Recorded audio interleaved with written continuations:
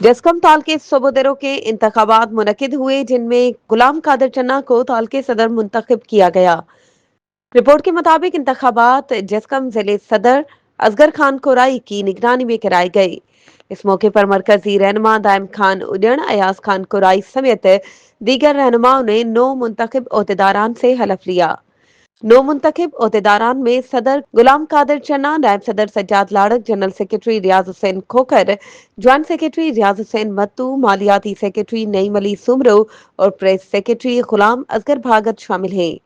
तकरीब में शमीर अली चन्ना, सिटी प्रेस क्लब सगियों के सदर फिदा अब्बासी, कादर बख्श भमरो, गुलाम अली सियाल और दीगर मौजूदीन ने शिरकत की और मुंतखब ओहदेदारान को मुबारकबाद पेश की।